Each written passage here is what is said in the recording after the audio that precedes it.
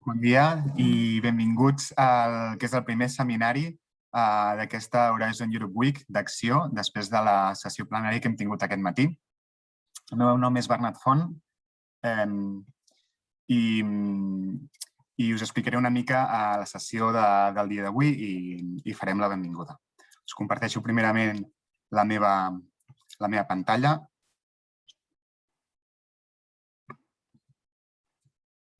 Per introduir-vos la sessió del dia d'avui. Espero que l'estigueu veient tots ja, si no ja m'indicaran que la torni a compartir. Bé, com sabeu, la sessió d'avui va molt enfocada a l'European Innovation Council Accelerator Program. Al llarg de la propera hora i mitja navegarem una mica per tot el que és l'EIC Accelerator, les novetats d'aquest nou programa, les seves característiques, però després ens endinsarem amb gran profunditat amb el que és l'EIC Fund, el braç inversor de l'European Innovation Council, i tindrem l'experiència de dues empreses que hi han passat per tot aquest procés i que ens podran donar tips i el seu punt de vista per tots aquells de vosaltres que vulgueu endinsar-vos en aquest procés. Però primer de tot, per què l'EIC? Per què l'EIC Accelerator és un instrument important per Acció? Bé, com sabeu tots, i des d'Acció recentment hem fet un informe, Catalunya té una base de startups i un ecosistema molt potent en innovació. Podem dir que estem engrandint el camp base de l'Everest, però sí que és veritat que el que volem i ens agradaria des d'Acció és que aquelles empreses amb potencial que tenim en el nostre ecosistema puguin créixer i puguin evolucionar internacionalment i amb una entrada al mercat potent i exitosa. I que sabem per això, doncs cal treballar moltíssim i que a més volem aquestes empreses disruptives per transformar el país i la societat. En aquest punt, des d'Acció, l'equip de startups, Startup Catalunya i l'equip de finançament hem unit forces per poder superar aquestes barreres, aquestes pedres que trobem en el camí i sobretot per enfocar aquest procés a nivell tant de vendes, de talent, de capacitats directives i també de finançament. Que una mica són els grans esculls que es troben les empreses i les startups per fer aquest creixement. En aquest marc, l'European Innovation Council, el braç de l'Horizon Europe, que es centra en aquestes tecnologies disruptives que han de canviar el món, ens encaixa moltíssim i el seu programa en concret, l'Accelerator, dins l'EIC, és un molt bon instrument per a aquestes startups i pimes amb aquest potencial, amb aquesta base tecnològica, que per un costat tenen un risc molt elevat i que a més tenen unes necessitats financeres d'inversió també molt elevades. Per tant, aquest instrument encaixa molt en aquesta direcció, però també és molt competitiu. Per tant, des d'Acció, el nostre objectiu és que acompanyar-vos en tot aquest procés del que és l'EIC Accelerator, amb els diferents camins, amb les diferents etapes, i amb aquesta aproximació tan personal que volem fer amb vosaltres des de l'inici, amb sessions com la del dia d'avui, però també en tot el procés del que és la presentació, amb workshops col·lectius i revisions individualitzades i assessoraments específics que des de tot l'equip d'Acció volem oferir-vos per poder crear propostes guanyadores amb aquest programa que, com dèiem, és molt competitiu. I, a més, una vegada arribeu al final, podeu també tenir tots els serveis necessaris per poder escalar internacionalment. En aquest punt, nosaltres tenim tot el suport que podem donar a través de les oficines d'Acció al món, de les seves 40 oficines al món, i, a més, de l'Enterprise Europe Network, la xarxa europea de pimes més important del món i on amb la Comissió Europea i amb més de 60 organitzacions, més de 60 països amb més de 300 organitzacions homòlogues a Acció, doncs volem acostar-vos a aquest instrument tan potent a vosaltres. No em vull allargar més amb aquesta presentació per donar pas a tots els nostres ponents d'avui i a totes les explicacions. Sí que el que voldria és remarcar que les preguntes les realitzarem a través de Slido. Podeu connectar-vos amb l'enllaç que teniu al xat del Zoom a través d'aquest codi QR o entrant a Slido i posant el hashtag EIC Accelerator. De fet, ràpidament us convido a unir-vos a l'Accelerator per fer-vos un parell de preguntes per activar-vos i per conèixer-vos més a vosaltres, a l'audiència que tenim avui, per cal que coneixeu aquest canal. Núria, si em pots compartir l'Slido.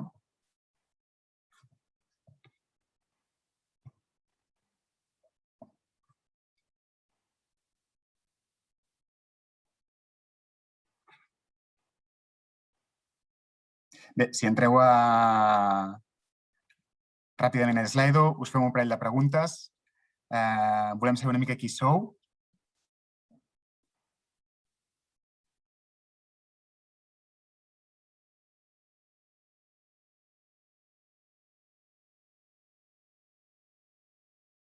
Bé, moltes startups, moltes empreses, també inversors i altres entitats de l'ecosistema, que és molt important aquest tipus de programes com Accelerator, que tot l'ecosistema hi estigui present i estigui activat per generar aquestes propostes guanyadores que al cap i a la fi ens porten a tenir empreses més potents al país.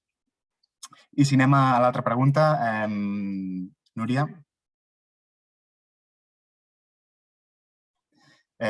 Doncs veure si realment esteu buscant inversió. I per què us fem aquesta pregunta? Perquè, com veureu, a partir d'ara, i no vull fer spoilers, el nou programa de l'EIC Accelerator va molt relacionat amb la inversió d'empreses i amb la seva cerca de finançament. Per tant, és important saber que vosaltres esteu en rondes d'inversió, que esteu buscant inversió o que ho fareu properament. Bé, amb aquest parell de preguntes, i si ara, Núria, ja em deixes compartir de nou la meva pantalla, amb aquest parell de preguntes volíem també que entréssiu a l'Slido, que us activéssiu. I sense més dilacions, us deixem també les presentacions que ja m'avanço, les tindreu totes disponibles igualment que les gravacions. De la mateixa manera, tot el temps que no tinguem per respondre les vostres preguntes voldrem respondre-les al llarg del dia d'avui i d'aquesta setmana. Per tant, també tindreu a la vostra disposició un document amb totes les preguntes-respostes que es facin durant el dia d'avui, es responguin o no durant la sessió. Y sense més dilació, cambio al castellano para introducir a Esther Casado, National Contact Point de EIC de CEDETI, para explicarnos las tendencias, las novedades, en definitiva, qué significa el EIC Accelerator. Gracias de antemano, Esther, y espero que toda la audiencia pueda disfrutar de una sesión muy entretenida y con información muy, muy valiosa. Adelante, Esther, gracias. Hola, Bernard, buenos días a todos. Gracias por invitarme a esta sesión y, bueno, dentro de todo este ecosistema de apoyo al participante, bueno, mi función como punto nacional de contacto es apoyaros en todo lo que sea posible para poder alcanzar el éxito. Y el éxito al final es, como todos sabéis, llegar a la financiación.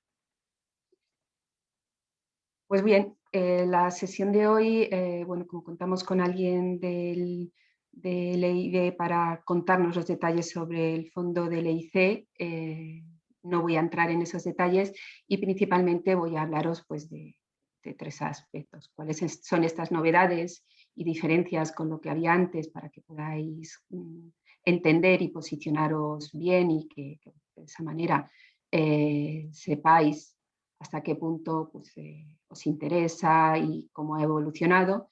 Luego contaré el proceso, que es una de las grandes novedades que hay dentro de este acelerador en Horizonte Europa, Y finalmente pasaré por algunos elementos que, como no tenemos plantillas y se hace sobre la plataforma, bueno, pues es diferente a lo que estáis habituados, tanto a los que venís de hacer proyectos de programa marco, 7, 8, 2020 y ahora Horizonte Europa, o bien los que veníais de hacer otro tipo de proyectos de innovación.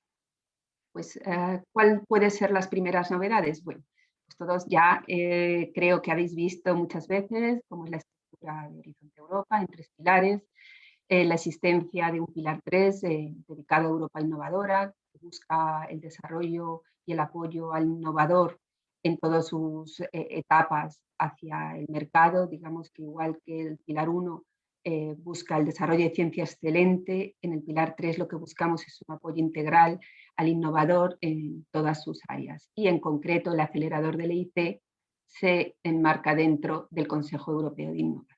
Aunque no es el único instrumento, sí que es aproximadamente el 70% del presupuesto y uno de los que más actividades conlleva. Pues, ¿cuáles son estas características, ¿no? Pues una primera diferencia es pues, cómo estamos acostumbrados en investigación, en programas marcos, a ver la tecnología, ¿no? Todos conocemos ya bastante bien la escala de TRLs en la que posicionamos vuestro producto, vuestra tecnología, entre una idea, una concepción, un desarrollo con unas pruebas de conceptos. Un hito muy importante es cuando tenemos ya nuestro prototipo que ha salido de un laboratorio y por lo tanto has demostrado que tiene un gran potencial con el objetivo de llegar al mercado, que es ya con tu sistema probado pues en un entorno operacional, ¿no? Que es cuando ya está claramente funcionando correctamente. Esta escala se ha ido incorporando en H2020 en distintos programas y yo creo que casi todos ya la tenemos incorporado en nuestra mentalidad, ¿no? De cara a desarrollar un proyecto. Y ahora pues, nos vemos en una nueva necesidad, ¿no? El acelerador habla de negocio y también necesitamos posicionarnos, ¿no? Analizar cómo mi idea va desde una idea en el que voy pensando cómo lo voy a vender, unas ideas, unas necesidades, una validación, digamos, todo aquello que necesitas para hacer un plan de negocio sobre el papel, ¿no? Con todas las hipótesis, tanto formuladas como validadas. Después vas evolucionando, ¿no? En tu business, el BRL es esta escala de negocio en el que tú vas a, pues primero tienes unos pequeños usuarios que van probando, luego pasan a pagar, empiezas a demostrar que tienes tracción porque eres capaz de tener clientes que están dispuestos a pagar, que esos clientes al estar satisfechos siguen comprándote. El objetivo último de esta escala es ver cómo tu negocio evoluciona hacia la estabilidad. La estabilidad es aquello que se financia ya pues, con unas métricas recurrentes. Pues si ya tengo ventas, ya tengo proyecciones, tengo pedidos, puedo planificar cómo va a ser mi futuro. Pero claro, cuando estás en un estado anterior, creerte las proyecciones sin todas estas métricas estables es complicado, ¿no? Y entonces tenemos distintos niveles que hay que tener muy en cuenta a la hora de posicionar y plantear un instrumento acelerador al EIC. Y el acelerador se posiciona aquí. Proyectos que tienen claramente superado el TRL5 y haces actividades entre TRL6 y TRL9 y proyectos que ya están formulados teóricamente y que buscas validar tu idea con esos stakeholders para conseguir evolucionar. A ver, el último objetivo es el BRL9, pero el acelerador nos centramos en estos estados de desarrollo, ¿vale? Por lo tanto, tenemos que pensar en esta otra escala, además de la de tecnológicas. Bien. Otra de las cosas que son llamativas es que en H2020 hablábamos de innovación acción como un tipo de instrumento cercano a mercado. Y ahora añadimos una palabra que es deployment. ¿Por qué? Porque el acelerador busca desarrollar un producto muy cercano y llevarlo hasta mercado, pero también desplegarlo y escalarlo. No solo la llegada, sino el más allá del negocio. Siempre estamos pensando en negocios que tengan un alto riesgo. Estamos buscando proyectos que, por su alto riesgo, el capital privado no es capaz de desarrollarlo solo y necesita el apoyo de la comisión para desarrollarlo. porque la comisión le reduce ese riesgo y ellos entonces son capaces de apoyar a esta empresa. Siempre estamos basando en propuestas de alto valor tecnológico, hablamos de Deep Tech, con una capacidad muy importante de crear nuevos mercados o transformar completamente los nuevos, de forma que sea una ventaja competitiva muy importante. Y finalmente buscamos proyectos liderados por un equipo comprometido, porque no solo estamos hablando de desarrollar, también estamos de desplegar y escalar un negocio. Y para eso necesitas un equipo capaz de desarrollar, pero también de vender. Y estos otros perfiles de empresa tenéis que buscarlos si no los tenéis. Una de las diferencias que antes era el instrumento PYME, ¿no? Solo lo podían pedir las pymes. Ahora ya no. Ahora lo pueden pedir también otros tipos de actores. Personas físicas o jurídicas que vayan a constituir o trasladar una empresa a un Estado miembro o asociado. Mid-caps, empresas que solo pueden pedir, igual que los inversores, el equity para un escalado rápido de su proyecto. O inversores que tengan la idea de invertir en una empresa de un Estado miembro o asociado. Pero igual, repito, en mid-caps o inversores solo pueden pedir inversión y no podrían pedir el grant. La oferta es la misma, a la que estamos todos habituados, una subvención de entre $500.000 y $2,5 millones de euros, con un 70% de costes directos elegibles, de forma que vayas a desarrollar actividades entre TRL6 y TRL8, como son demostraciones, pilotos, certificaciones, todo aquello que tu producto necesite para poder ser vendido. Y esto se complementa con una opción de inversión de hasta 15 millones de euros, en el que siempre la comisión entraría como máximo un 25% de los costes para realizar actividades de cualquier TRL, principalmente focalizados en el escalado del negocio, como puedan ser actividades de marketing, despliegue de una red comercial, la puesta en marcha de una fábrica si es tu necesidad, etc. Y además con unos servicios de aceleración del negocio, los VAS, que ya existían y ahora continúan. Tenemos los coaches, formación, acceso a partners globales como los Corporate Days o las ferias fuera de la Unión Europea, que ya existían en H2020 y van a continuar. Pero lamentablemente el proceso ha cambiado completamente y bueno, y está siendo un poco complicado, ¿no? Está siendo un proceso que hay que adaptarse y pensar en las novedades para poder alcanzar el éxito. Estamos hablando de instrumentos con topic, aunque hay, digamos, dos botes de dinero, ¿vale? Uno que es abierto, que no hay temática, que es el Open, que tiene unos 600 millones entre subvención e inversión, y tenemos unos challenge o retos en los que tenemos 500 millones entre subvención e inversión para financiar proyectos dentro de las áreas Digital and Health y Green Deal. Estos topics están detallados en el programa de trabajo y podéis verlo. Y además en la documentación que os enviamos después de la charla los tenéis detallados, ¿vale? Se puede pedir 4 opciones. Igual antes ya tendríamos el blended, ahora podemos pedir solo inversión para esas mid-cap o para proyectos en marcha que del programa anterior que no pidieran subvención y ahora la necesiten. También se puede pedir un Grant First y un Grant Only, que luego os lo voy a contar con más detalle.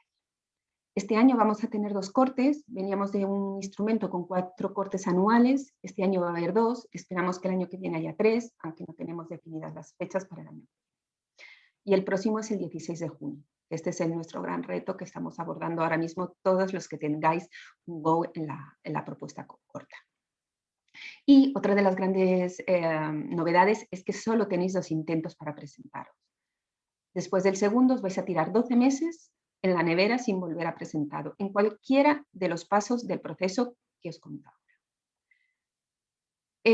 Os decía, tenemos un blended, es digamos, la opción por defecto en el que tú planteas un grant más un investment, en el que tienes que tener cuantificada y bien presupuestada cómo vas a escalar tu negocio. Tenemos solo el investment para, como os he dicho, las mid-cap, inversores o proyectos en marcha, al que solo esperamos que haya un 10% del presupuesto total. Tenemos el Grant First, aquí me voy a parar un poquito más porque es una novedad y tenéis que ver si encajáis o no. Son proyectos que necesitan superar un hito durante este proyecto del grant que te permita convertirte en atractivo para los inversores. En algunos casos es porque sin ese hito, imaginaros una certificación, que es en el momento en el que vais a saber cuánto dinero necesitáis para el escalado. Vosotros sabéis que vais a escalar, pero no sabéis si va a ser 5 o 50. Entonces es muy difícil plantear una oferta en el blended en el que tú a la comisión hoy le digas necesito 5 millones de euros o necesito 15, porque hay algo en tu proyecto que todavía te hace que no puedas cuantificar este escalado. Entonces tú planteas tu grant primero, en el que vas a desarrollar, y a partir de la mitad del proyecto, o como muy tarde, 6 meses antes de terminar, le planteas la oferta a la comisión, en la que le dices, necesito tu financiación y me convierto en blended, o soy capaz de financiar el escalado por medios propios, o ya tengo mi inversor y no necesito que la comisión me acompañe. Entonces me convierto en un grant only. El grant only es la subvención habitual que tú recibes para desarrollar actividades entre TRL6 y TRL8 y en el que tú tienes previstas actividades de mercado, pero tienes los fondos. Tienes los fondos asegurados por otras vías y por lo tanto no necesitas que la comisión te haga una inversión. Pero no significa que no lo vayas a hacer, significa que tienes medios y financiación asegurada para realizar. Lo que os he comentado, el proceso ha cambiado completamente y por eso voy a detallar durante unos minutos estos puntos, porque yo creo que es importante que lo tengáis en mente a la hora de abordar un proyecto del acelerador. Pensamos en un proyecto de 4 pasos, ¿vale? El primer paso es la propuesta corta, que está siempre abierta ya desde abril, en el que el resultado de la evaluación es un go o no go. Nos olvidamos ya de las notas, nos olvidamos ya de ese ranking y solo financia a los mejor. Aquí todos los proyectos que reciben un go de los evaluadores pasan al siguiente paso. Tienes 2 oportunidades para presentarte y después de la segunda pasarías a estar 12 meses sin poderte volver a presentar. El go de la propuesta corta te da acceso a la plataforma de inteligencia artificial de la comisión y recibes un coaching, 3 sesiones remotas de coach para poder plantear y validar todas esas hipótesis y poner a prueba tu plan de negocio. Esta es otra de las diferencias. El Final and Tender de la comisión pasa a ser un punto en el que conseguís vuestro PIC, pero después ya no lo volvéis a necesitar, sino que todo el proceso se hace sobre esta plataforma de inteligencia artificial. En caso, y luego tú la desarrollas y eliges a qué corte te presentas. Tú eliges si te presentas, por ejemplo, el 16 de junio es el primer corte de este nuevo instrumento, pero va a haber otro en octubre y el año que viene va a seguir yendo. Y el resultado de esta evaluación vuelve a ser lo mismo, un go o no. Y también tienes esas 2 oportunidades que hemos hablado. Después de esos 12 meses es cuando, después de la segunda oportunidad, si no la apruebas, estás 12 meses sin poderte presentar. En caso de recibir el go, te da acceso a la entrevista. Esto es lo más parecido a lo que había anteriormente. ¿Cuáles son las novedades? Pues que todos los go's de la propuesta completa van a ir a entrevista y en las entrevistas los evaluadores pueden decidir invitar a algunas empresas al siguiente turno sin pasar por el paso 2. Pero ahora veis más en detalles el siguiente punto. ¿Qué puede ocurrir en cada uno de estos resultados de la evaluación? Pues como os hemos dicho, propuesta corta, se presenta en el momento que tú decides, porque siempre está abierto, recibes 3 o 4 no-go's, tu propuesta es rechazada. Puedes volverte a presentar y después de la segunda vez, 12 meses en la nevera. En caso de que 2 o más evaluadores te den el go, tú pasas al desarrollo de tu propuesta completa en la plataforma de inteligencia artificial de la comisión y recibes el servicio de coaching remoto. Tú desarrollas tu propuesta, que es una metodología que vas completando dentro de la plataforma, que se transforma en un plan de negocio, que será lo que se evalúe. Tenemos 2 cortes, recordamos, 16 de junio, 6 de octubre, y que igual, se evalúa por 3 expertos. Si al menos uno de ellos dice no go, porque hay algo que no le convenza, se rechaza tu proyecto. Te puedes volver a presentar una vez más, igual después de la segunda vez, 12 meses sin volver a presentarte. En caso de que te den el go, como os he dicho, pasáis a la entrevista. Todas las empresas que tengan el go del paso 3 van a ir a entrevista, ¿vale? ¿Qué puede ocurrir en la entrevista? Pues distintas situaciones. Una situación es que la vean y digan, no me convence, la rechazo, y por lo tanto puedes volverte a presentar al paso 3 otra vez. Puede ser que la comisión, o sea, que el jurado considere que es un proyecto con mucho potencial, pero que no le han convencido de que la necesidad de la comisión, que sea el riesgo tan alto que no lo puedas realizar por otros lados. Si no les convences de que tú necesitas el apoyo de la comisión para el éxito de tu proyecto, entonces sería cuando te darían el sello de excelencia, te vuelven a dejar presentarte al paso 3 porque puede ser que no hayan entendido algo concreto y te dan ese sello de excelencia que os cuento después. Y luego puede estar esta opción que os he comentado antes, que el jurado considere que hay un proyecto muy bueno, pero solo hay algo que no les ha terminado de convencer y consideran que sería interesante que vuelvan a la entrevista al siguiente periodo con alguna modificación concreta sin tener que pasar con el desarrollo de la propuesta y la evaluación del paso 3. Y luego tendríamos aquellas que se les da el go en la entrevista, el jurado considera que es un proyecto que merece la pena y entonces pasa a la firma del acuerdo del grant, el acuerdo de subvención, y luego al Diligence y la búsqueda de conversión con el fondo del EIC, que luego va a contar el siguiente.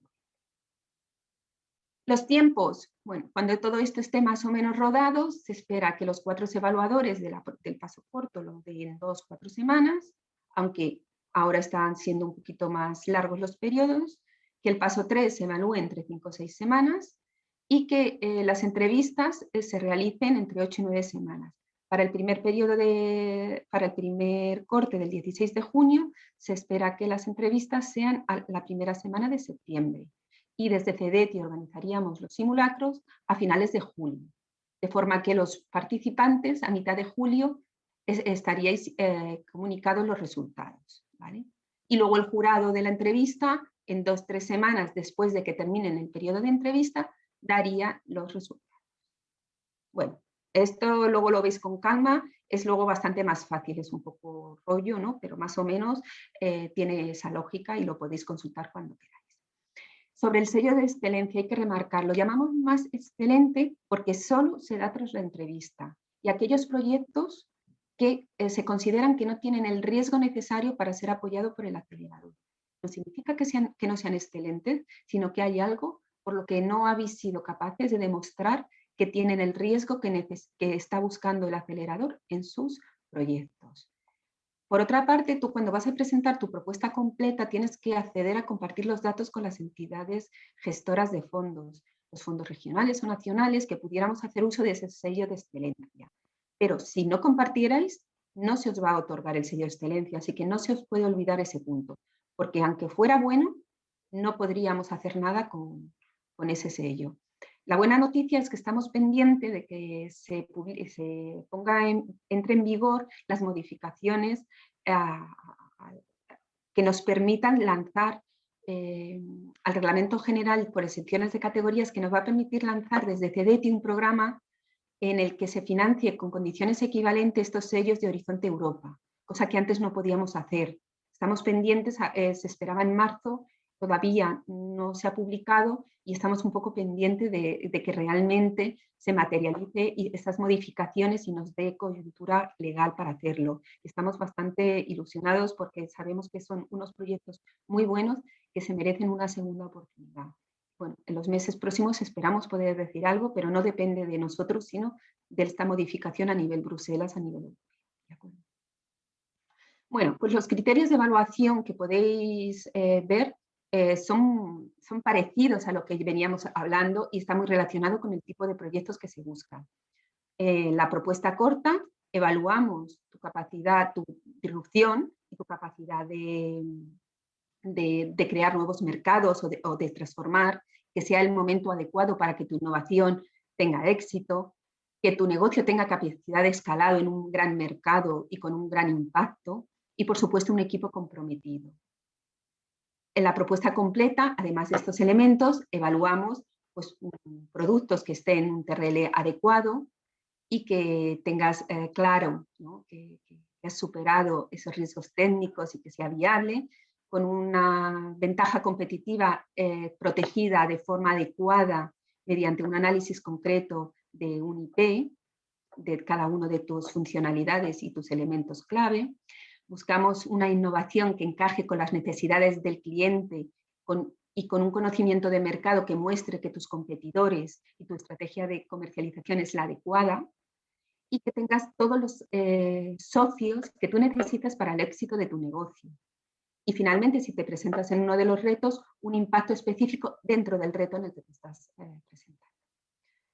Otro de los puntos, aquí veis en el título, ya no lo llamamos solo implementación, también lo llamamos necesidad del apoyo de la comisión. Esto hace, este apoyo es uno de los puntos que se evalúa, ¿no? Porque el nivel de riesgo tiene que ser el que se está buscando, porque no lo puedes realizar sin el apoyo de la comisión, porque los Venture Capital ven tecnológicamente un riesgo tan alto que no quieren aportar todavía, no van a apostar contigo todavía, pero van a apostar si alguien te apoya. Por supuesto, con unas tareas a desarrollar durante el grant y el equity, y por supuesto una serie de medidas para mitigar esos riesgos en casos de que se realice. Y luego, para terminar, me quedan 3 minutos, muy rápido. En la propuesta corta se presenta, digamos, todo es un proceso guiado dentro de la plataforma de inteligencia artificial, sin plantillas, con un formulario de 5 hojas, un pitch deck y un video pitch de 3 minutos. Las preguntas pasan por unas ideas, un desarrollo y un estudio de mercado que le permita al evaluador de la fase corta decidir si tu proyecto merece la pena seguir desarrollándose o no. Presentas un pitch que tiene un máximo de 10 diapositivas, sin formato, más que las 10 o plantilla preestablecida, solo que son máximo 10 propuestas. Tiene que ser autoexplicativo porque no lo vas a presentar, ¿vale? Nuestra recomendación es que metáis gráficas, imágenes, que muestren elementos que en ese formulario, al ser texto plano, no has podido reflejar, como creces, tu prototipo, las personas de tu equipo, etc. Y un vídeo de 3 minutos como máximo, en el que como máximo las 3 personas claves de la empresa, siempre el CEO, muestre la motivación de la solución. No tiene que ser un vídeo comercial, sino que complementa esa imagen que has dado en el pitch y esa propuesta, ese formulario que has completado. Que muestre equipo, que muestre tu prototipo, que muestre tu tracción, todos esos elementos que dan credibilidad a tu solicitud. Y eso daría paso, en caso de tener el go, a la propuesta, al desarrollo de esa propuesta completa. Cuando entréis en la comisión, o sea, recibís el go, se os abre un nuevo módulo de design en el que tenéis distintos puntos. En la parte de la idea, ¿no? Vas a necesitar tener una propuesta de valor clara, definir claramente los pains o los gains para cada uno de los stakeholders, analizar tu cadena de valor, cuáles son tus funcionalidades y las feature and functions. Son 2 puntos que tienes que detallar para luego, a lo largo de tu propuesta de desarrollo y de mercado, ir completando estos elementos desde distintos puntos de vista. También tienes el módulo de development en el que tú hablas qué he hecho en el pasado con mi TRL, qué pasos hay que hacer para llegar a mercado y cuáles he tenido, defines qué tecnologías están hechas, cuáles hay que desarrollar, los riesgos y detallas el IP de cada una de las funcionalidades clave de tu proyecto, describes la implementación, tus paquetes de trabajos con sus tareas, deliverables, costes, etcétera, los milestones claves que tienes que verificar para ir viendo que tu proyecto está siendo exitoso, y un equipo interno y también con una serie de subcontrataciones, stakeholders externos, pero que contribuyen a tu proyecto de una manera u otra. Y luego tenemos el módulo del go-to-market en el que cuentas el mercado. Esto es ya más parecido a lo habitual. Hablamos de regulación, de impactos, de finanzas, hay que meter un Excel, hay que meter tu Business Model Canvas. Aquí tenéis el Value Proposition Canvas. Aquí hay un shot, en algún sitio aquí tenéis un shot para hacerlo. Son metodologías que os van a permitir meter información clave para que luego la comisión lo pueda transformar en un business plan, que será lo que se evalúa y os dé un valor. Eso todavía no ha llegado, eso estará disponible el 9 de julio, ¿vale? Si te parece, vamos acabando, que tenemos algunas preguntas pendientes ya.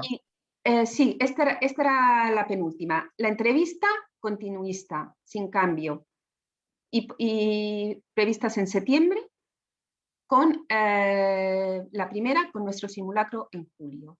Y simplemente saber que desde CEDETI estamos disponibles para apoyarlos, tanto yo que hoy estoy aquí, como mis compañeros Lucía y Luis Guerra.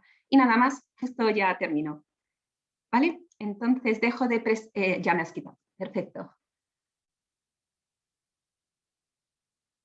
Ahora, muchas gracias, Esther, por toda esta información en tan poco tiempo.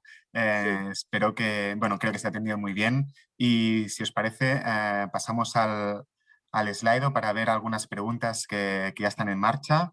Por ejemplo, empresas que han recibido un SM Instrument, ¿pueden también solicitar un Accelerator?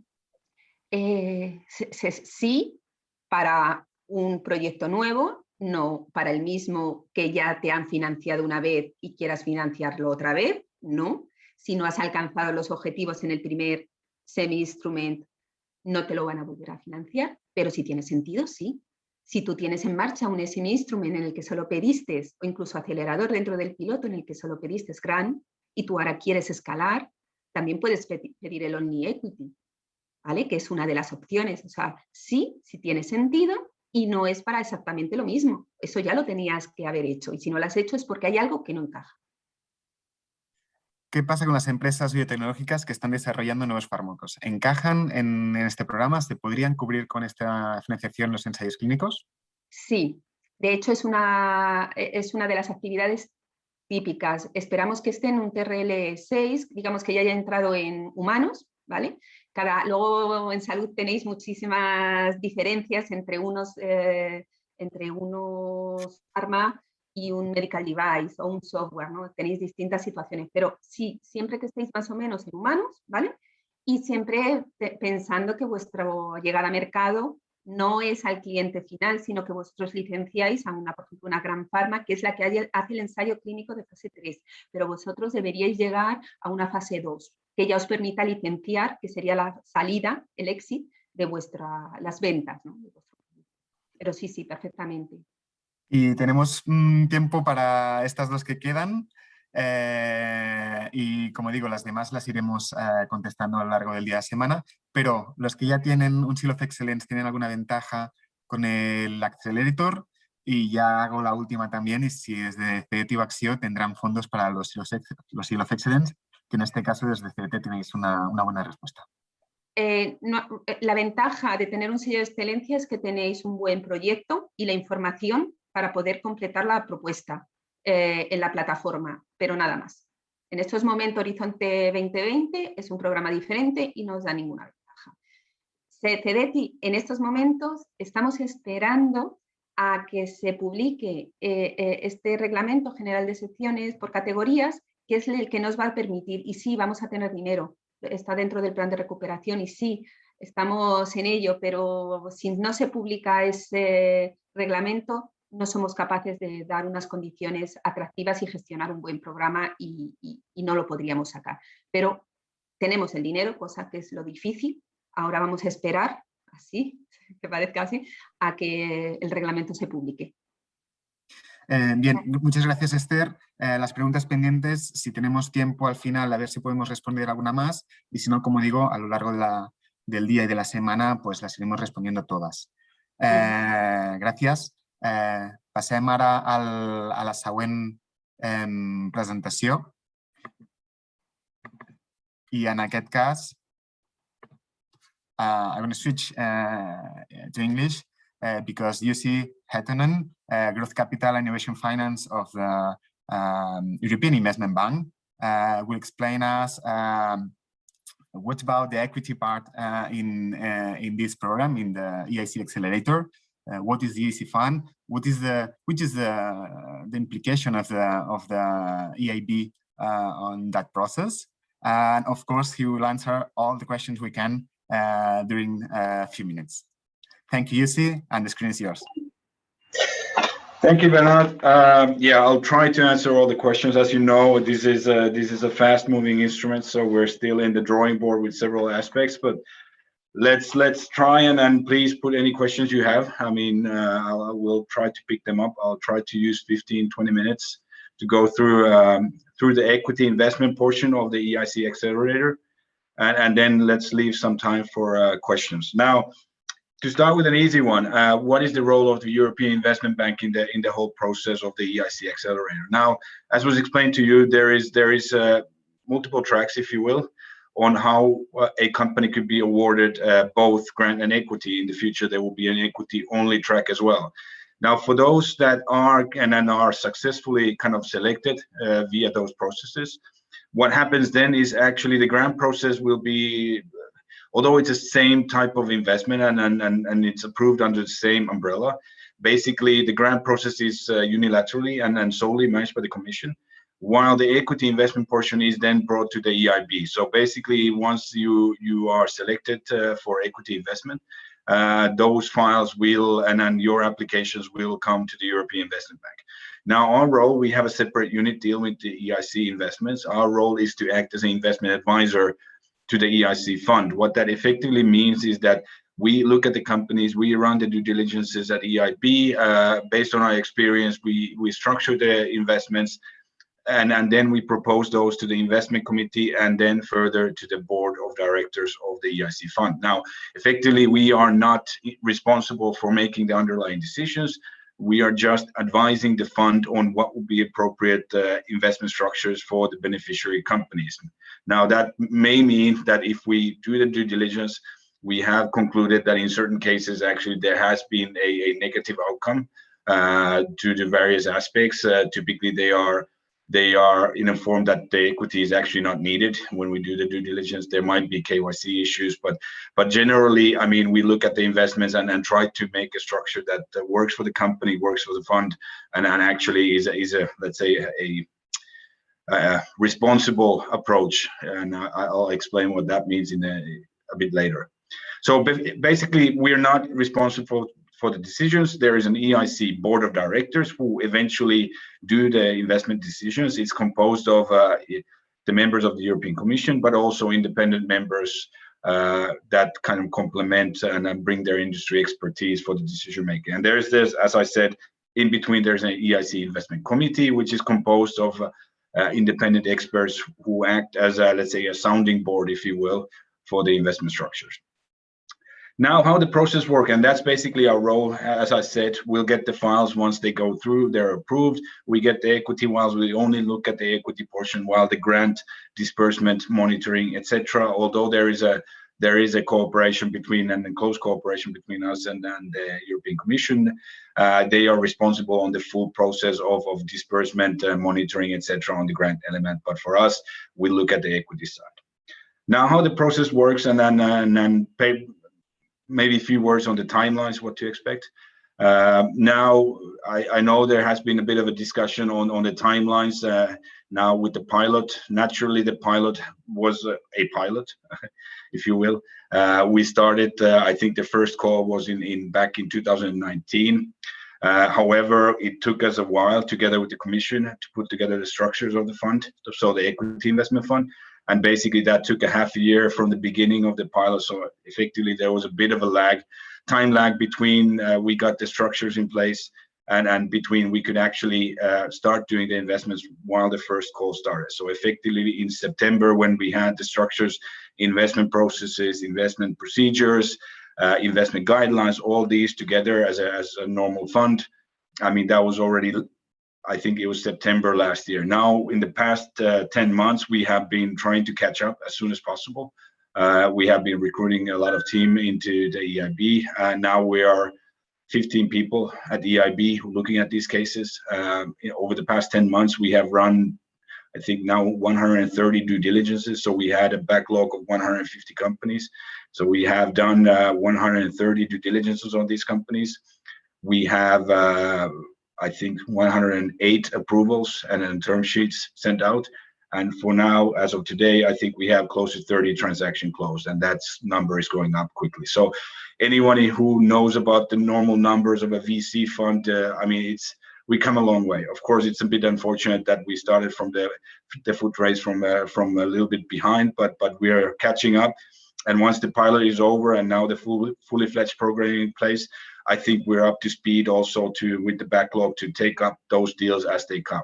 Now, how the timeline typically works is that once we get the file, we will take them immediately to due diligence.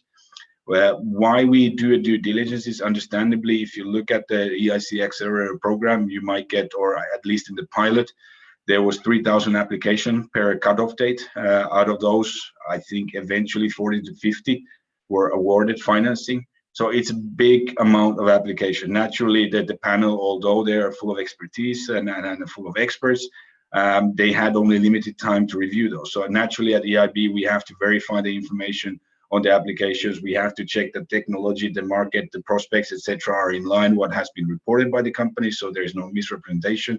We have to do the KYC checks, that who are the owners of the company, who are the final beneficiaries of the company. We have to look at the governance structure, whether that's let's say feasible for us to invest as an EIC fund. And then effectively, I mean, we have to run like you would expect from a normal VC to run a due diligence. So legal due diligence, corporate due diligence, also the technical due diligence to the extent that we'll verify the information that has been provided in the application that they're correct, and then that's everything is in order. Now that process, I would say, takes normally in the range of a few months. I would say 2 months once we have done with the backlog, once we take the case on our desk, and then we can start the approval process, which would add another month. So effectively, I would say 2 to 3 months from the point that we get the file on our desk, we have an approval for a investment approach from the board, if that's the case, and if the case is investable. Now, of course, after that, depending on what the decision is, the legal negotiations, if it's a standalone investments, meaning that we're not reliant on any third party to do the investment, we might be quick. That may take additional 1 to 2 months to close the transaction. If it's a co-investment approach where we see that, okay, there is a round coming up, so we'll just go invest in that. Of course, then the timetables for the closing are out of our hands. So effectively, I mean, but what is important is that the time lag from the point that we start the due diligence to the point that we conclude it. Of course, these are also subject to the companies to be open and forthcoming on providing information to us. We need a lot of documents on the corporate side. We need to complete the KYC checks, etc. So for those, we really require some, let's say, forthcoming attitude from the companies to provide that information, because naturally we cannot conclude those due diligence unless we get those documents to our disposal. Now that's on the process. Naturally, as I said, we have been in a foot race for catching up with the backlog, but we are close to there. So once the first calls will come in somewhere in the second half of the year, we are hopefully done with the backlog, and then we can start, and then these kind of timelines would be feasible, and they are actually very much in line what you would expect in the, let's say, in the private VC world as well. It's not too much different. We have built a structure which is very, let's say, investment easy. So we are not bound by heavy, let's say, a public sector burdens. We have a flexible investment committee to discuss these cases. We have a flexible board every second week to make approvals. We are not bound by any other aspects. So we are established as a private fund, if you will, in Luxembourg. So effectively, all the structures are built to accommodate large volume and do large amount of investments on an annual basis. Now, the one point also, and as a final point, which I want to discuss, is the investment approach. And this has also, of course, there has been a lot of discussion, and some of you may have heard on what is the investment approach. Naturally, there is the new investment guidelines published in the context of the launch of the new program.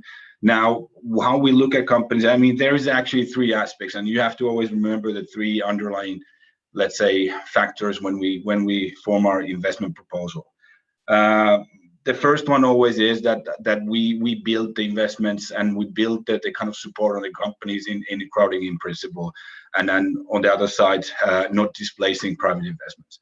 So the EIC fund, I mean, the primary objective is to also co-invest with the let's say private investors on the market. Now, naturally, sometimes that means that we have to go alone. The companies are not there yet. But typically, I mean, that will be, and that's quite clear also in the investment guidelines and all the investment documentation, that's the primary objective. We don't want to be the sole investor in companies. Now, in view of that, we always like to cooperate. It's not only that we always are passively waiting. We have already databases in place. We have services in place.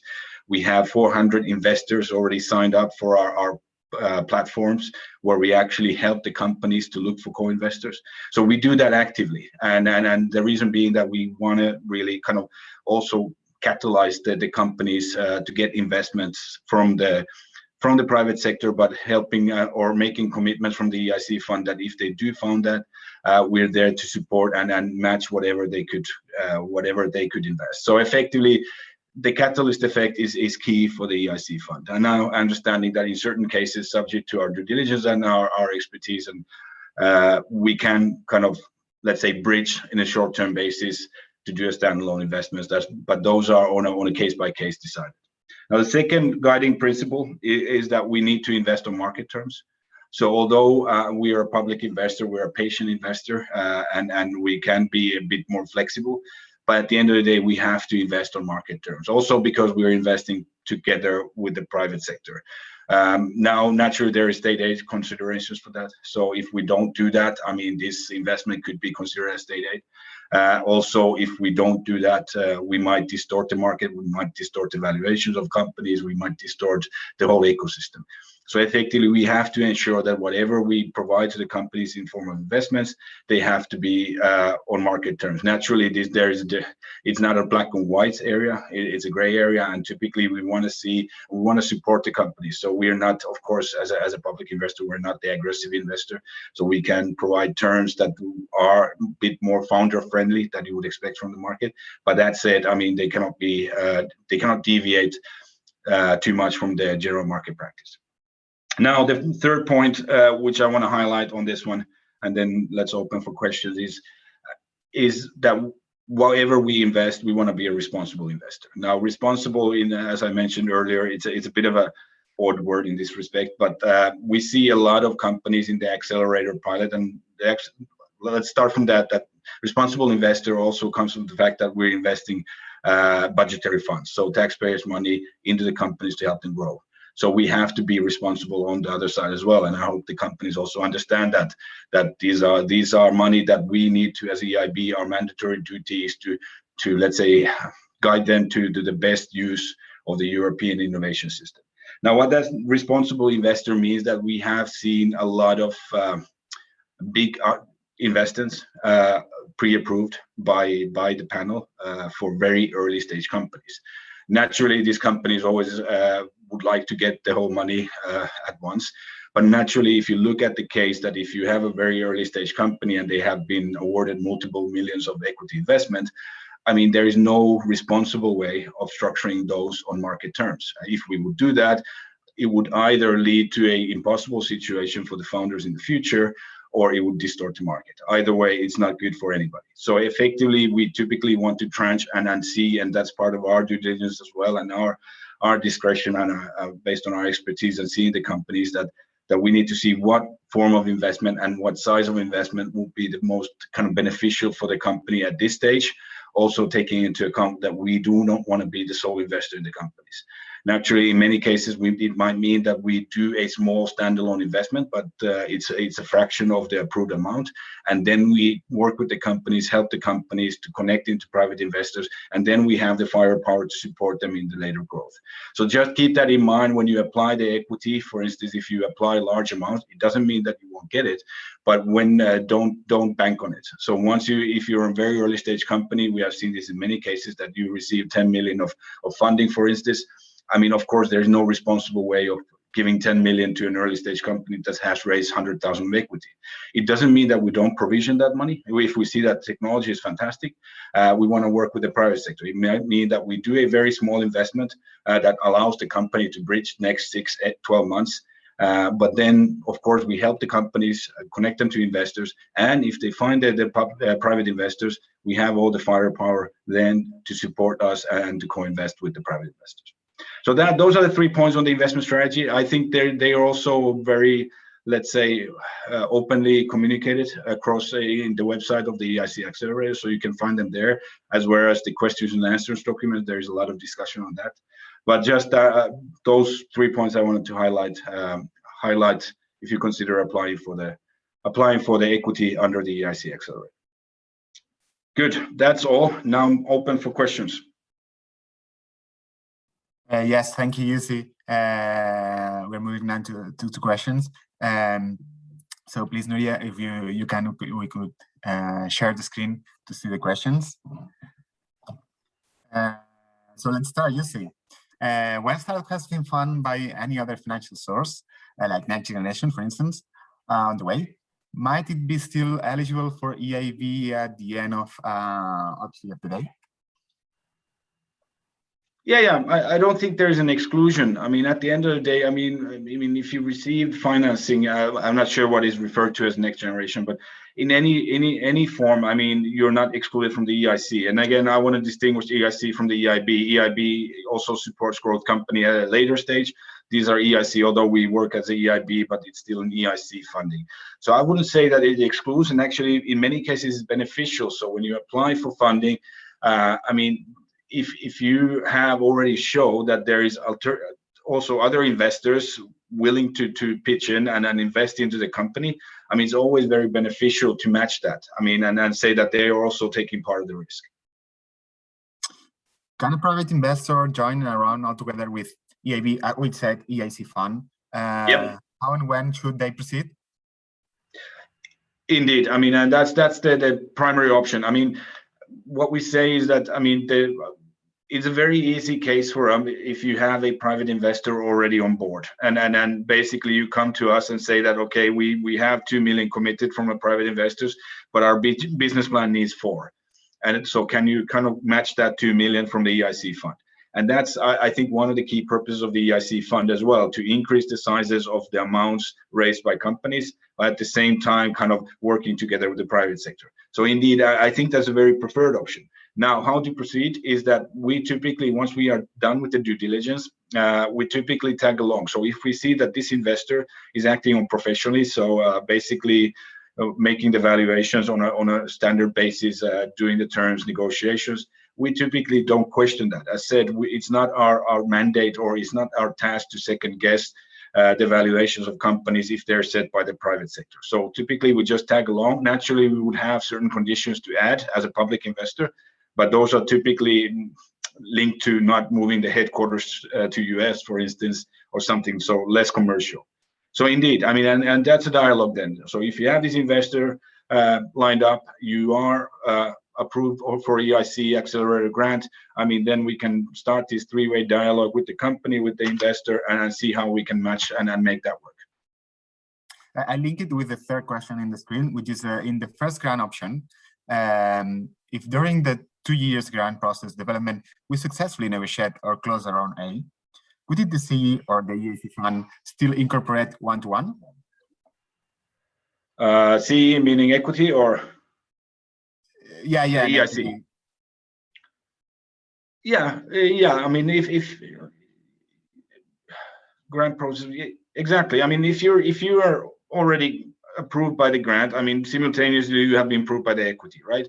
So it's not a sequential process. So basically, there's a grant process and a separate track. There's an equity process, and these move together on a parallel basis. So it doesn't mean that you have to go through the grant process first and then you're going to eligible for the equity. No, we actually can work on the same basis, and we have many companies in that respect where they are drawing the grant. They have drawn the first part of the grant. They haven't drawn anything else, but now we're already closing the equity part. And regarding this question, if the round A, in this case, for instance, is already closed, how long it could be between the round, the closed round, and the EIC fund investment? Well, it depends. I mean, we have done cases where you have a company has closed a round A 3-4 months ago, and they do an A extension round. So basically, we would come in as a let's say a tag-along investor to the A round, but on a later stage. Now, if that's not feasible, or if the other investors don't accept that, then we may wait until the company is doing the next round in a year's, 2 years time. So there are different options. I said we are not bound by a single approach. We can always see what is the best approach from our end. Okay, thank you. First question: how many people works at the EIC fund unit in the EIB? Well, currently we're 13, I believe. We just are in the process of recruiting 4 more, and I would guess that by the end of the year we will be recruiting additional 5. So probably 20-25 people in 6 months' time, hopefully. Which is the position of the EIB, or I say again, the EIC fund, in front long developments for sales point and high-risk investments like the case of biotechs? Well, our portfolio is 1/3 of biotechs, so we are taking a lot of risk there, and we understand the mechanisms and industry specifics of long tail and R&D. So it's really for us. And again, the fact that when the revenue start ramp up is less of a question. I mean, also in biotechs, you want to see that also private investors are there very early. Is there another way? Well, I've lost the question. Can the investment include some rate of buyout of existing shareholders to ease out the cap table in the case? No, and there's a clear reason for this, because EIC Accelerator equity is a purpose to grow the companies. Naturally, if there will be a secondary buyout of existing, and I do understand that in a private environment, you would like to clean the cap table, but then effectively it will mean that EIC money will be used to buy out existing shareholders, which is not really what the fund is intended to do. Now, if there is a co-investment, so if there is a 5 million round, we are taking, say, 2 million, the EIC, and there will be 3 million of private investment, then we're more flexible, because we can then make the argument that the private investments money are used to buy out the existing shareholders. Is there another way rather than coming with the startup that the private investor joins the round? Yes, there is. And then these are on a case-by-case basis. And again, we have, I mean, in certain cases, I mean, again, I mean, this is, I would say, a fraction of the cases where we have seen that the company is very early. The company is not market ready. They need another year for R&D. And then we can do, and we can consider a convertible loan to the company. That has to be sized appropriately. So basically, it cannot be more than the actual expenditures for the company for the next 12 months. And those also we need to justify to the board. We have seen that the board is less and less, let's say, keen. There's many reasons, and I don't want to go to the technicalities why convertibles are not always good for the companies. Also because it might have a negative effect of the company to raise equity in the future. So hence we are not always that. I mean, we are careful with the convertible loans, but we have done those, and so we can be flexible on that if there is a justifiable reason. 2 last questions before moving to the roundtable. Is there other? How does the EIB plan to exit, generally speaking? Well, we don't. We're a long-term investor. Naturally, I mean, if there is an exit, I mean, if you know, I mean, every startup founder knows that when you take private investors, they have an exit window. They have 7-8 months of exit window, and typically exit occurs through an IPO or through a trade sale. In a trade sale, they always exercise the drag along clause, so we're forced to exit. But we don't never push for exit. We just, if the private investors exit, we tag along. And I think it's regarding the previous question about the question with the example of the next generation. The point is that if the company has been received grants, not equity, meanwhile, due diligence is being made. So what it means to you during the diligence or with the negotiation? Yeah, well, there is 2 things, and as I explained, I mean, the due diligence, as I explained in the pilot, for instance, I'm not sure on the full-fledged program because we don't have the statistics yet, but there was 3,500 at best applications per cutoff date. You have 100 reviewers, so you can do the math how many hours they have to actually look at the documents. I mean, they read the documents, but they don't really have the time to validate. They don't have time to do the proper KYC checks. So, I mean, that's our job. I mean, if they have half a day for each document, I mean, they can see that this is interesting, they can validate that this is needed, and that they can make a decision on that.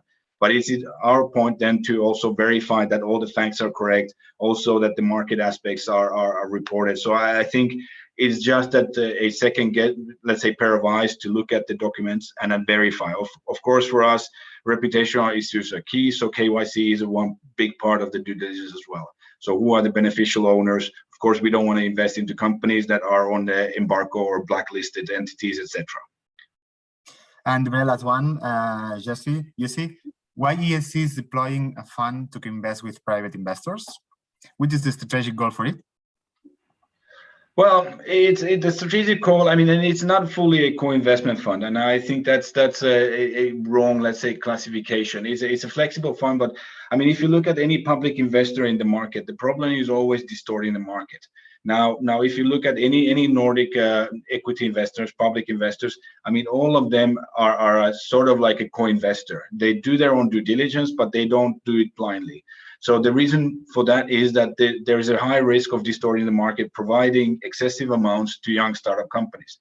Hence, we put the expertise on pricing the rounds, on doing the kind of due diligence on the commercial terms to the private investors, and then we're happy to provide that. And for the companies, it's actually very beneficial. Now, if they go through our process and we say that we're happy to co-invest, we actually do a soft commitment on that, so they can actually use that soft commitment to go to the market, because effectively half of their next capital raising is already raised with the EIC.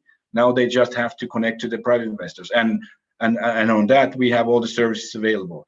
So it's not a strategic goal, I would say. It's just it's a simple way of let's say, mitigating multiple risks when you operate in the market of investing into startup companies across Europe. So thank you very much, Jesse, for your time. Please don't go so far, because we will have you also at the end of the session. And also to make good insights for the questions at the next part of the session, which is our panelists. And I will share the screen again to introduce you. Carlos Domènech and David Comellas will keep this part of the session in English, because you see, and as well as Esther, could also join for the questions. Carlos, General Director and CSO of Ability Pharmaceuticals, and David Comellas, CEO of Innova, both companies that applied for the EIC Accelerator pilot at the very beginning of the pilot and had a successful rates and sites. So they are both beneficiaries of the grant side and also applied for the equity. So we have them to explain their experience, and we will start with. So first of all, thanks David and Carlos to join us. We'll have first a very short introduction of the companies and explain their experience with this timeline with the investment part of the accelerator. So please, David, thanks for joining, and the screen is yours. Okay, thank you, Bernat. Thanks, Jussi. Okay, as Bernat says, we have been one of the first companies to get the investment from the EIC. In our case, the blended version. That means a grant plus direct investment in the company. I have to say that from our point of view, it's a great program. Not only because the money. This is, of course, important for our company, but also from point of view to have the EIC behind us as a partner. In the case of a startup focused on the technological market, dealing with big brands and big companies, it is very important to have, let me say, a main investor like the EIC to get more confidence from our potential clients, and also to help us to raise money in the future in our next investment rounds. From the point of view of the process, yeah, what can I say? The first part, all the application was very competitive. Yeah, Federici explained it to you. But after that, the part of the grant was easy. We get the grant in, let me say, 1 month, more or less, after signing the general grant agreement. But the process with the equity has been quite long. We began the process really in the first contact with the EIC fund was in January 2020. The pre-due diligence in March 2020. But then we had a long stop until we began again with the investment recommendation, the structure of the investment. In our case, one part as a convertible note, and the other part, the other 50%, in form of co-investment in our next investment round. Now we have the term sheet signed, and we are dealing with the agreement, with the final agreement, and yeah, we are trying to negotiate some key points in that agreement. I have to say the room for negotiation is not so big, but Jussi explained the reasons, and yeah, I can give a clue to companies looking for this type of investment. Be prepared to spend money during the time. We had to close 2 investment rounds with our actual partners to have cash enough for this long process. But after that, we hope that we can close the deal by the end of this month, this June, or before the end of June, and then work directly to have our A series within the next 18 months. That is more or less all from our side. Bernat? I can give time to Carlos. Yes, thank you. And then if there are questions, I can answer some questions. Now we move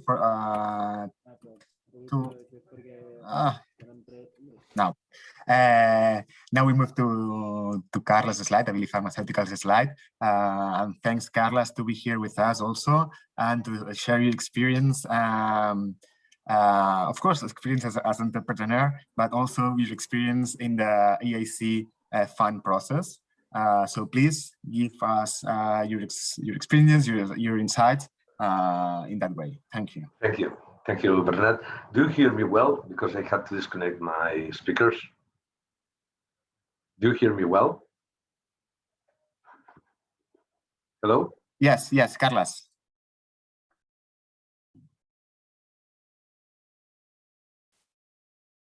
Carlos, we have met you.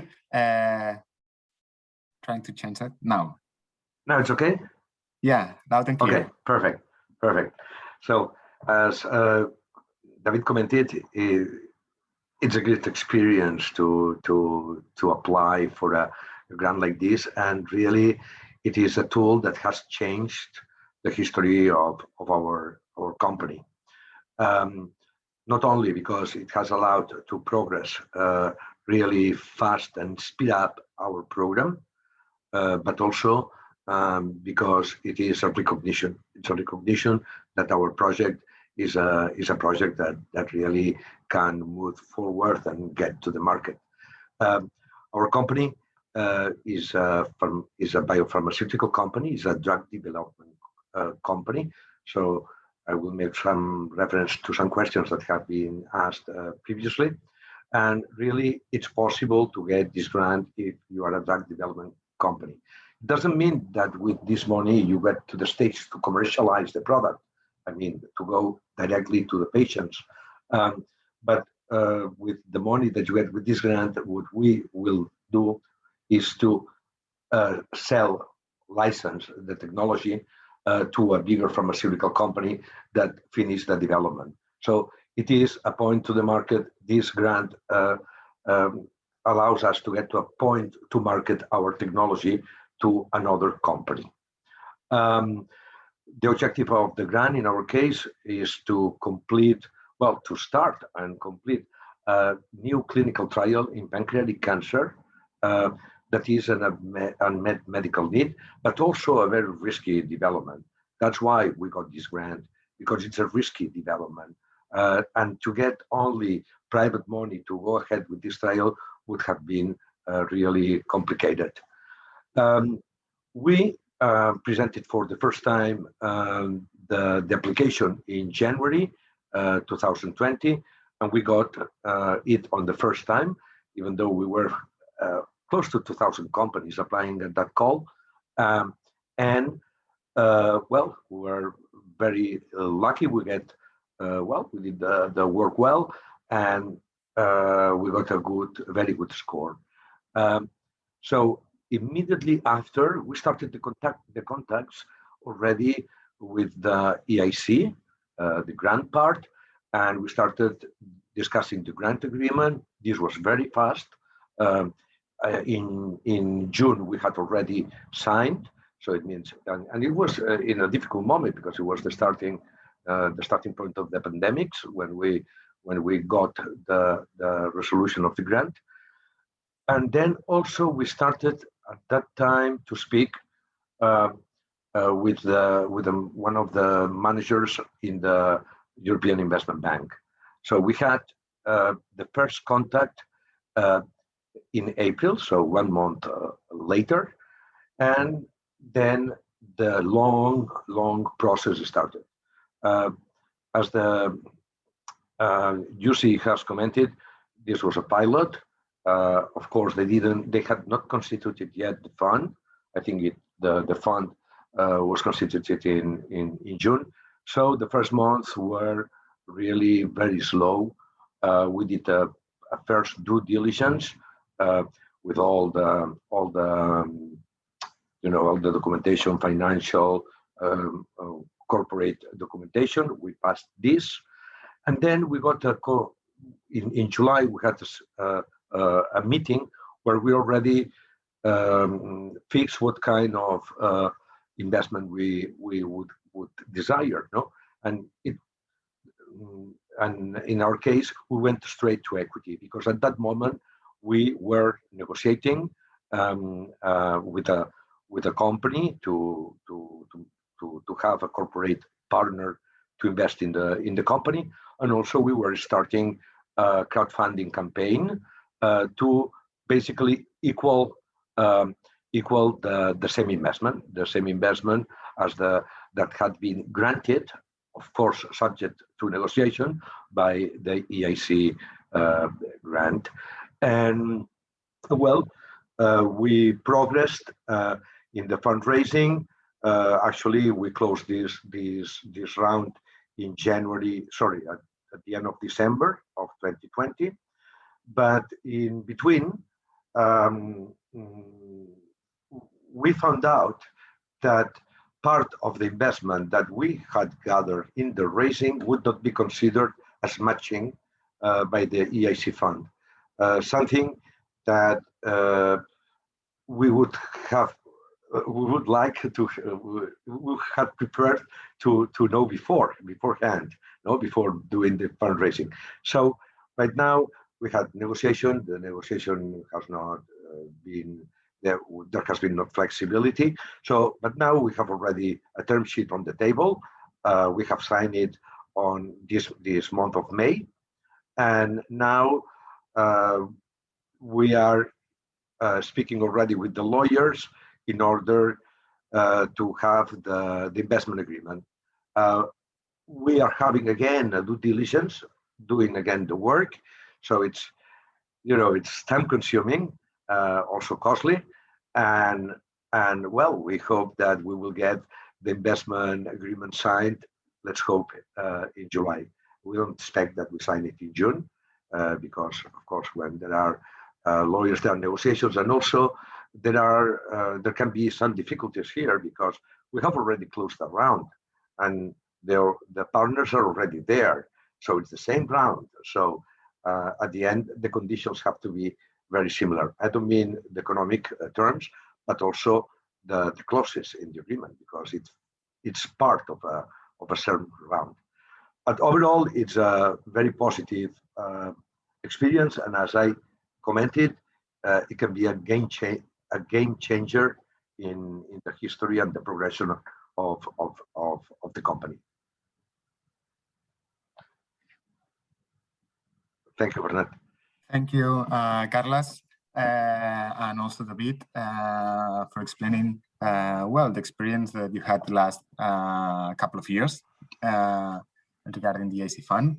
Now I stop sharing the screen, and we will share now the slide screen with the questions. First of all, we have questions for you two, Carles and David. The first one is the investment agreement not part of the Series A round? Well, in our case, the investment agreement is part of the round we have closed and incorporated on the 31st of December of 2020.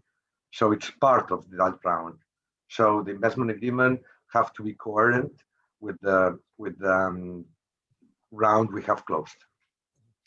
Not in our case. In our case, the investment agreement gives us the way to convert, how to convert the first part, the convertible note, in the moment of closing the qualified round. It's our next round, or in case of an IPO, because our plan is to have an IPO by the end of next year, probably. And then the grant agreement is wider than only the investment now, not only the convertible note, but also how to convert and what are the conversion conditions for the grant.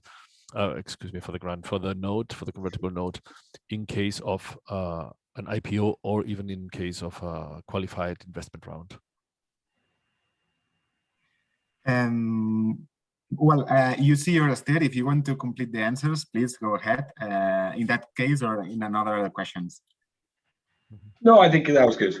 Let's leave it at that. Second question: why did you need the second due diligence? Well, this was our surprise again. Yeah. But what has happened is that probably since the first due diligence was done in June last year, logically some economic things and new society deeds of public deeds are there, so we understand they have to do it.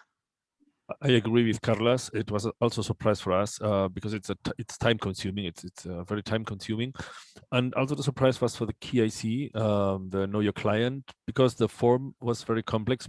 I think more focused on financial companies than in commercial or industrial startups. But anyway, we completed, and we are waiting, or we're expecting the feedback from the EIB and for the lawyers, because all the legal issues are in hands of Linkletters, which is it's a lawyer company. I don't know how it works really internally in the EIC, and from our side, it's also in hands of our legal advisors. So we are working on that now in this moment. Jussi, do you want to complete the answer? Yeah, I think indeed. I mean, in few of the companies, unfortunately, I mean, of course, we had to do an update due diligence on certain aspects because the launch of the formal structures of the fund was delayed, and really, if we did early in the 2020 due diligence, we just did an update.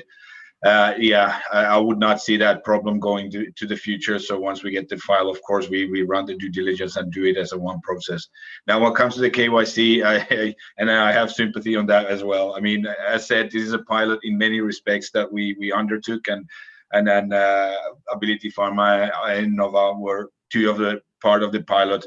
Of course, we have gathered a lot of lessons learned. One of that was also in the KYC process. So it's constantly changing. We're adapting the processes. So perhaps once the program is up and live, we have these problems solved, and the KYC will be better geared towards the companies. And separately, of course, we have to run the KYC on the co-investors. So there will be a 2 KYC type of elements in the process. seeing the long and costly process, in which way do you recommend this channel for finally raising Series A, other than other VCs funds?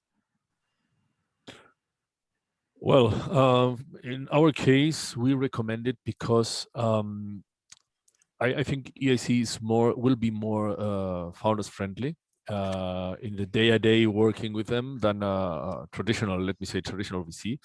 And secondly, because having the EIC in the company gives us an image in front of our potential clients, other investors, or even in our suppliers, which changes the rules of the game for a very small startup like ours, a very technological startup like ours. So I think it's not only important, as I said before, it's not only about money, it's also about from who comes the money, from whom comes the money. Well, I agree with David. Really, as I commented, it has been a game changer for our company. But I wanted to make a recommendation here. If you apply, thinking to the people who are applying, don't count with the resources of the equity, like something happening very early. So, because if you need money, go to the market to get the money, and then the EIC fund, well, at a certain moment will come and will put the money.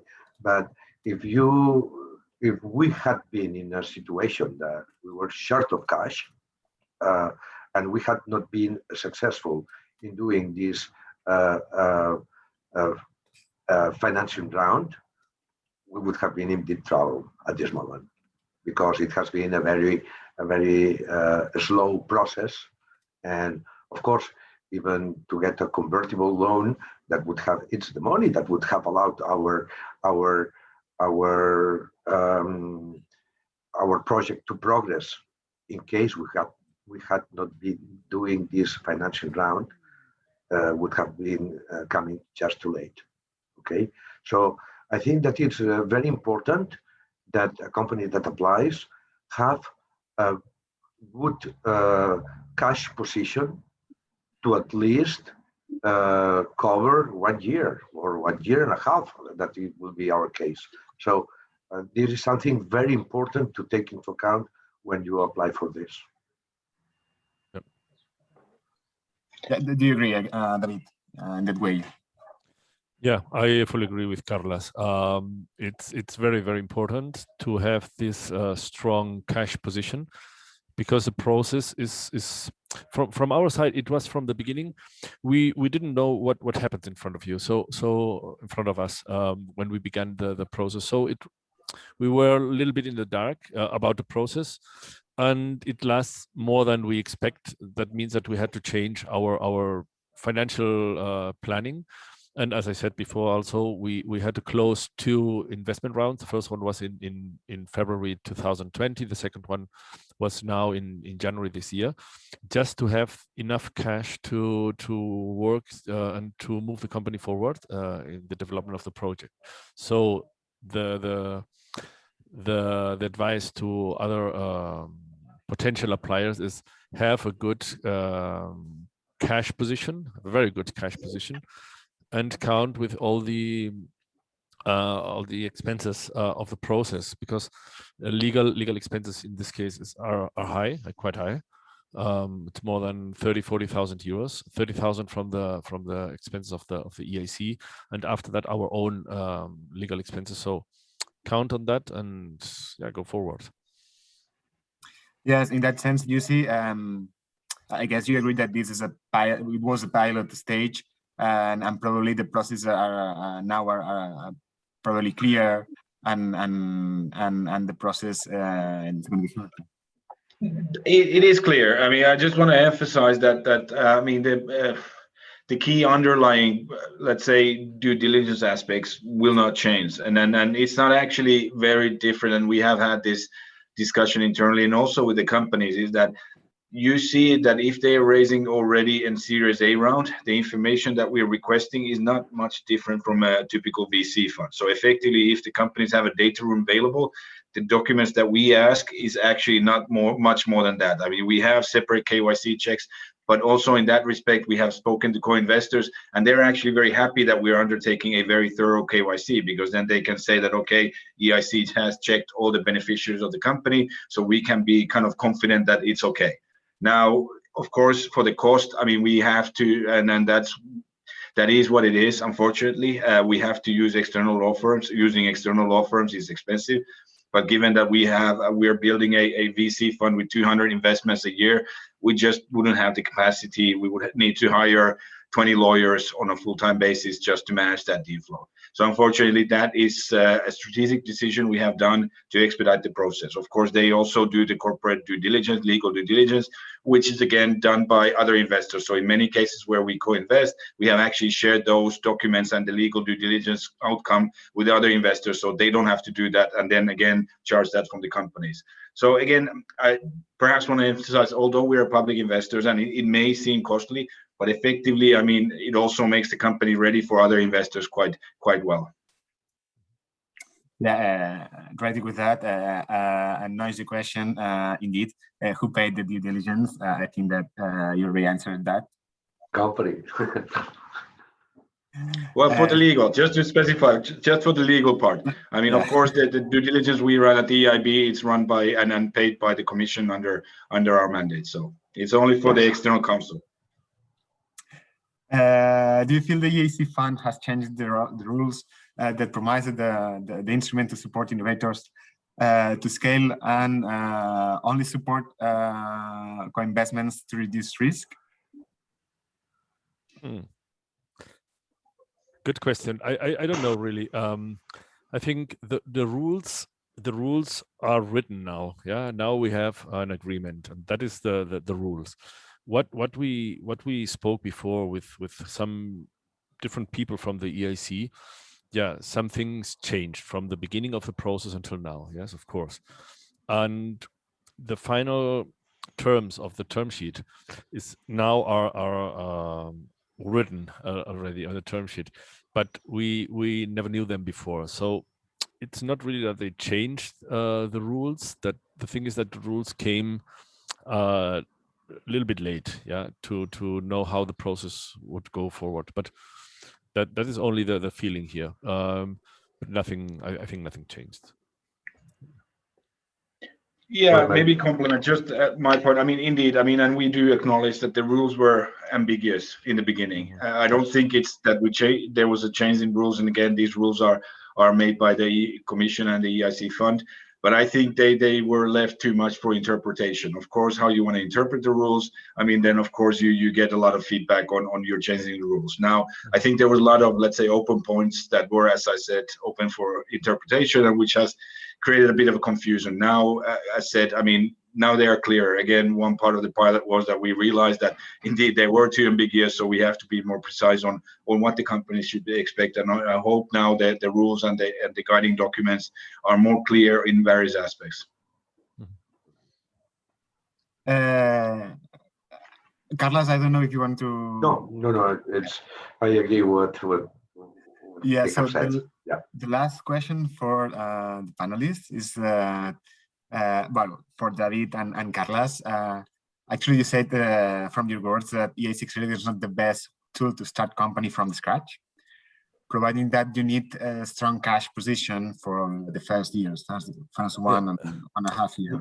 Well, I think it's okay. Yeah, sorry, Carlos. No, I only want to mention. Yes. I would like to mention that you have the grant option, so you have a blended option. First thing, you can get a grant, and that is money to start the project or to move your project from TRL 6 up to TRL 9 or from BRL 4 to BRL 9. So you can apply for the grant, and that is what we did in our case.